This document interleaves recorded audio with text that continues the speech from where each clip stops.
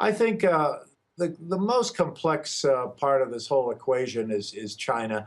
The U.S. is not trying to deploy THAAD in order to threaten the Chinese so that the Chinese will somehow do more to North Korea. I don't think it's quite that convoluted. I think what the United States is trying to do is tell the South Korean people that the United States takes seriously its obligations under the alliance to help South Korea protect itself from North Korea. The Chinese have been very upset about that because they feel that they have always had the view that the U.S. Exaggerates the threat from North Korea, or worse yet, uses the threat from North Korea as a sort of proxy for a sort of contained China policy. And the Chinese have kind of held to this position, or I should say, many Chinese believe this. And I think the solution to this is the U.S. and China need to have a kind of deep dive on our mutual views on North Korea. I think one of those issues has to be what China's opinion would be of an eventual unification of the Korean Peninsula under the successor state, the Republic of Korea.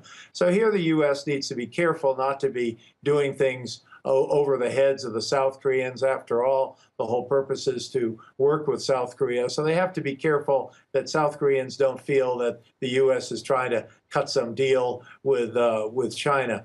At the same time, I think the U.S. needs to be pretty clear to the Chinese that if they are so interested in stability, they may not be getting stability with the likes of Kim Jung-un, and that the U.S., together with the South Koreans, have no intention of diminishing China's strategic position, that is, of putting listening posts on the Yalu River or troops up on the Yalu River or something like this.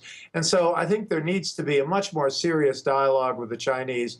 And this is where I think the Trump administration needs to start setting some priorities. If they really want a trade war with China, maybe this isn't a particularly good time for that. If they really want to go very confrontational with China, that's certainly not going to be matched by an ability to work with China on North Korea, because I think the Chinese tend to put this all together. And I think the Chinese are kind of worried about how this new administration is looking at China, the whole issue, the whole kerfuffle earlier about the one China policy. These kinds of things are kind of damaging in terms of the ability to work systematically and in depth with the Chinese over an issue that, frankly speaking, I mean, North Korea is not ever going to be a stable element in Northeast Asia. And the sooner the Chinese understand that their future would be better served by a united Korean Peninsula, the better.